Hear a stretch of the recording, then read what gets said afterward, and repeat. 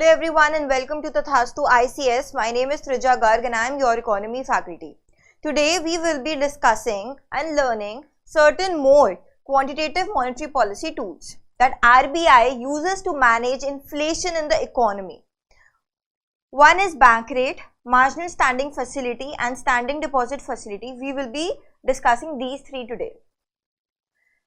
You know that there are two types of tools that RBI has. One is quantitative, one is qualitative. We are on quantitative tools and we have already discussed LAF, that is liquidity adjustment facility tools, which has repo rate and reverse repo rate.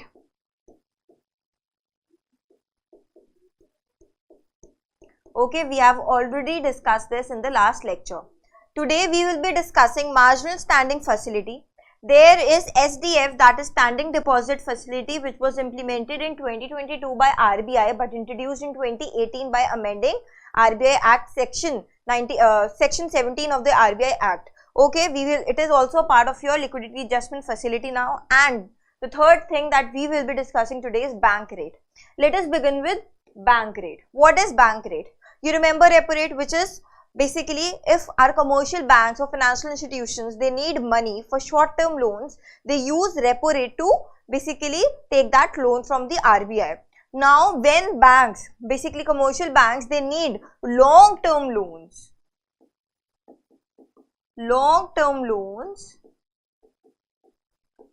then RBI gives them the loan at bank rate. So, for example, let us take a scheduled commercial bank, ICICI Bank. The bank needs money for long term, okay. It goes to RBI that I need money, okay, for certain years. Then RBI says, okay, I will give you money. In return, you will have to give me the bank rate, okay. And you will always see that it is generally higher than the repo rate. Okay, for example, right now the repo rate is 6.50%, the bank rate is 6.75%. Also, another thing that you need to understand here is that ICICI Bank do not need to keep anything as a collateral here. यानी कि कोई भी चीज नहीं देनी होगी यहाँ पे, अगर उनको लंबे समय के लिए लॉन्ग टर्म के लिए लोन चाहिए तो सीधा आप जाओगे आरबीआई के पास, लॉन्ग टर्म के लिए लोन मांगोगे, वो आपको लोन देंगे और आपको कोई भी अप्रूव सिक्योरिटी नहीं रखनी है. So as a collateral, you do not need to keep anything, any government security as a collateral to take that loan. Okay. So what are our four government securities? Treasury bills, we have cash management bills, we have dated securities and we have state development bills. Let us go through government securities in a very quick manner. When we talk about treasury bills, there are three types majorly: 91 days, 182 days and 364 days treasury bills. Okay, they are given at discounted prices. So these are government securities which are issued by the central government. We have cash management bills. These are also basically short term, we can say, securities, okay, less than 91 days, again issued by the central government to maintain their cash flow. Okay, then we have dated securities which are for 5 years to 40 years. Okay, and this is also issued by government securities. And then we have state development. Basically, these are securities with the help of which the government, they raises money. Okay, so state development bills are basically issued by the state government. Okay, and it is also for more than a year to actually do what? To actually fund a project. Okay, now these four government securities are not needed to be put as a collateral against a loan, okay, in terms of bank rate. But when we are talking about repo rate, उसमें आपको collateral रखना पड़ेगा, उसमें government securities में कुछ देना पड़ेगा, लेकिन bank rate में कुछ भी चीज नहीं देनी है, आपको सीधा लंबे समय के लिए, long term के लिए लोन मिल जाएगा. अब bank rate, let me tell you this another thing, that RBI do not uses bank rate as such now, okay, to control the inflation, because we have LAF, that is liquidity adjustment facility, which was introduced by Narasimha committee. This is what I told you, okay, in the last lecture. But bank rate is used to basically get the penalty interest rates. What is penalty interest rate? We will study this in CRR and SLR, that is cash reserve ratio and statutory liquidity ratio in the, I think, the next lecture.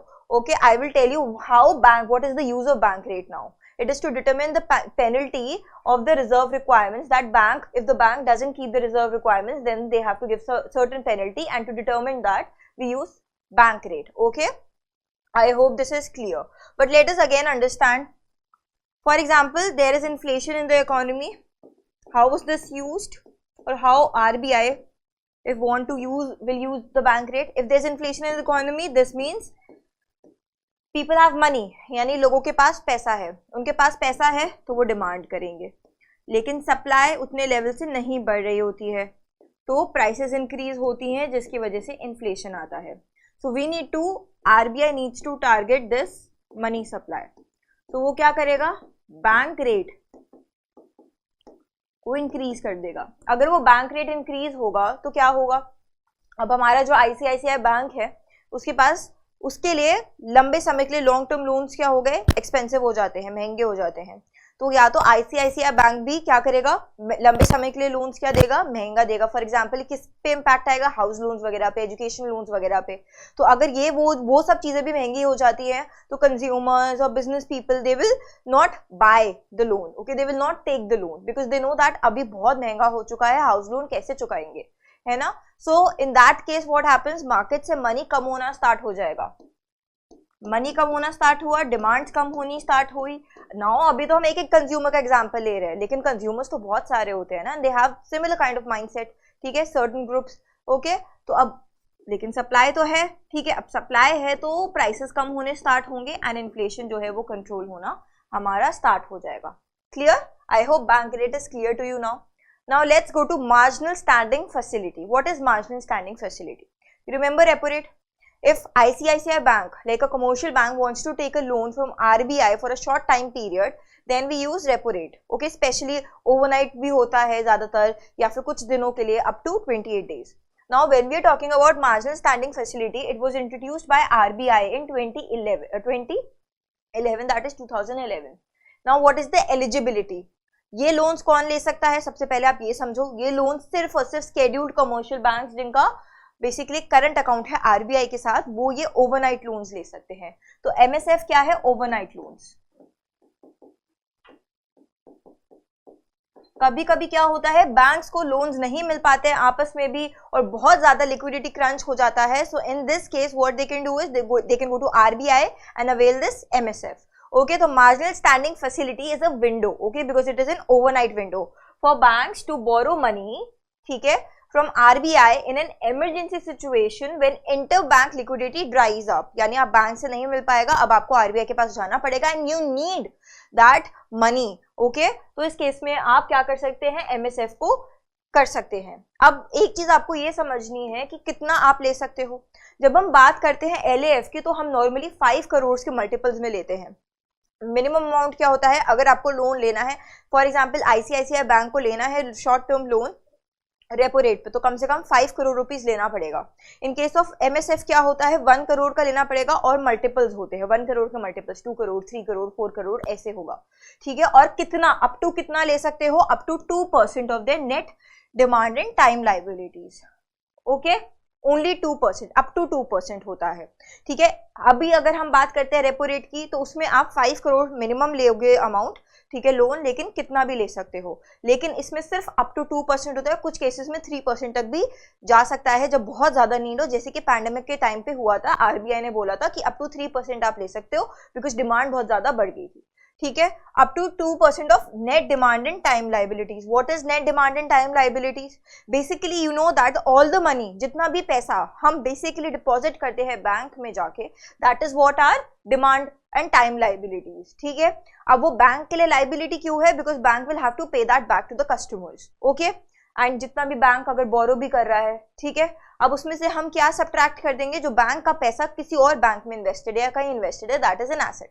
Okay, या कहीं पर हमने loans दे रखे हैं, that is an asset.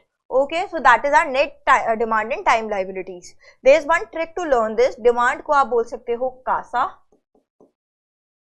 Time liabilities को आप बोल सकते हो राफा. Meaning current account, savings account, how are these demand liabilities? क्योंकि जब आप डिमांड कर रहे हो you can get your money, ठीक है। राफा recurring account in fixed account, that is अगर आपने फिक्स्ड डिपॉजिट कर दिया तो कुछ टाइम के लिए वो बैंक के पास ही रहेगा, और इसी पैसे को यूज करके, बिकॉज बैंक जो है वो लोन्स प्रोवाइड करता है to other people, that is why इसका अप टू 2% ही आप लोन जो है वो ले सकते हो, ठीक है, एमएसएफ पे, ओके।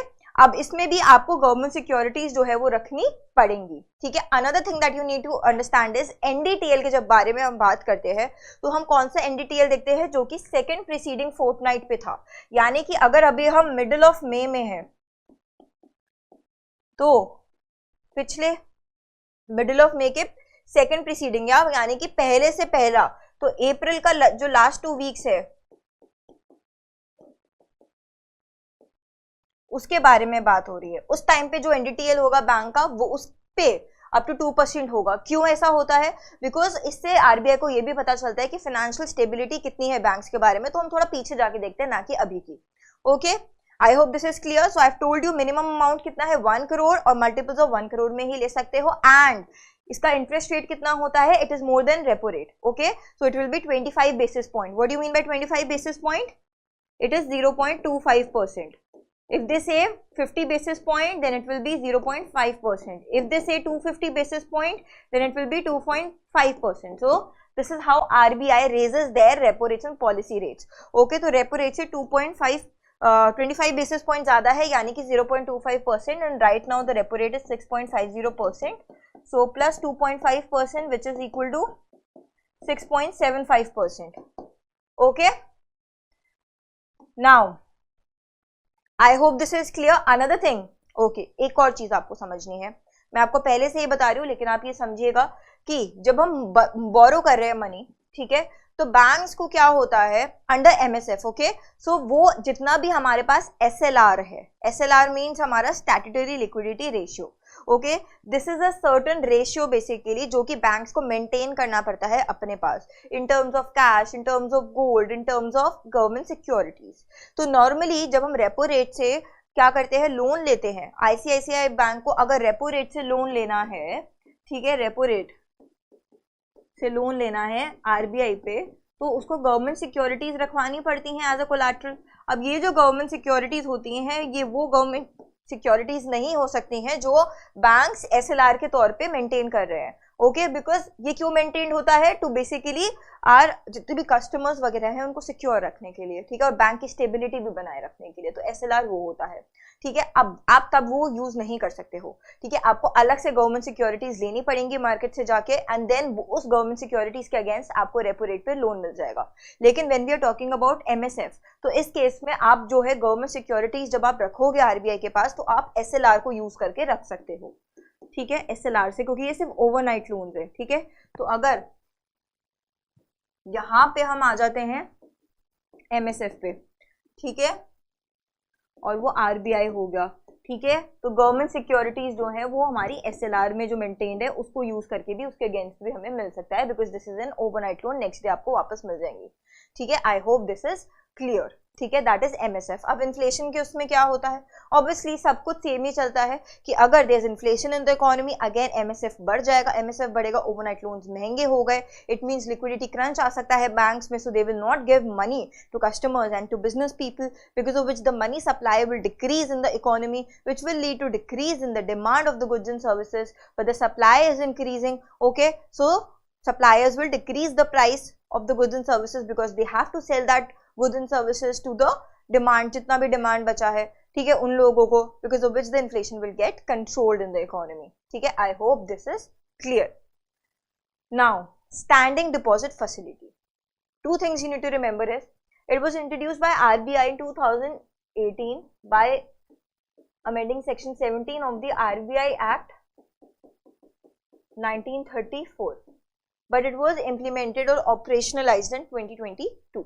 ओके, अब एलिजिबिलिटी क्या है, अगर आपको याद होगा हमारा जो मार्जिनल स्टैंडिंग फैसिलिटी है जिसमें हम ओवरनाइट लोन्स ले सकते हैं आरबीआई से, वो सिर्फ शेड्यूल्ड कमर्शियल बैंक्स के लिए है, लेकिन हमारा जो स्टैंडिंग डिपॉजिट फैसिलिटी स्कीम है, इसमें जितने पार्टिसिपेंट्स हमारे एलएएफ यानी लिक्विडिटी एडजस्टमेंट फैसिलिटी में थे, वो सारे के सारे जो है पार्टिसिपेंट्स वो एसडीएफ का भी पार्ट बन सकते हैं, ठीक है, इट मीन्स दैट जितने भी हमारे बैंक्स हो गए, ठीक है, कमर्शियल बैंक्स हो गए, जितने भी बैंक्स हो गए, गवर्नमेंट हो गई, हमारे फाइनेंशियल इंस्टीट्यूशंस हो गए, ये सब जो है लोन्स ले सकते हैं eight they can use this scheme, standing deposit facility. What is standing deposit facility? Do you remember reverse repo rate? In reverse repo rate what used to happen कि हम अगर बैंक्स के पास एक्स्ट्रा पैसा है तो they can keep it with RBI and in return RBI will give them government securities and also the reverse repo rate in which the banks will earn certain interest, right? SDF is basically you are keeping your access fund with RBI for overnight period, ठीक है, तो ये भी एक extra आप समझ सकते हैं मॉनेटरी पॉलिसी टूल है ताकि एक्सेस जो है लिक्विडिटी बैंकिंग सिस्टम से एब्जॉर्ब हो जाए, ठीक है। इसमें क्या होता है टेम्पोररीली, ठीक है, स्पेशली ओवरनाइट, और आरबीआई इसको इंक्रीज भी कर सकता है, जरूरी नहीं है सिर्फ ओवरनाइट ही रहे, लेकिन इंक्रीज भी कर सकता है, लेकिन नॉर्मली ओवरनाइट के लिए है। इसमें जो है आप अपना एक्सेस फंड जो है वो आप जाके क्या कर सकते हो, आरबीआई के पास रखवा सकते हो, you can keep your excess fund there with RBI and it is non collateral, without any collateral, ठीक है, and earn an interest rate on it, और बदले में आपको क्या मिलेगा, इंटरेस्ट रेट मिलेगा, ठीक है। The SDF rate is also you need to understand कि ये पॉलिसी रेपो रेट के 25 बेसिस पॉइंट नीचे होता है। It means that our repo rate is 6.50%, so 25 basis point means our SDF will be 6.25%, ठीक है। And also you need to understand that it has replaced the fixed reverse repo rate floor of the LAF corridor. What is LAF corridor? It is basically liquidity adjustment facility and it has a spread, ठीक है, कि हमारा एक ceiling होता है, एक हमारा floor होता है, ठीक है। तो अगर हमारा सीलिंग जो होता है वो रेपो रेट होता है, फ्लोर हमारा रिवर्स रेपो रेट होता था, लेकिन अब जो हमारा फ्लोर है वो क्या हो चुका है, हमारा एसडीएफ हो चुका है, ठीक है। Okay, I hope you have understood this. Let us understand the difference between LAF and MSF. So LAF is liquidity adjustment facility, it is marginal standing facility. Minimum bidding amount is 5 crores, okay?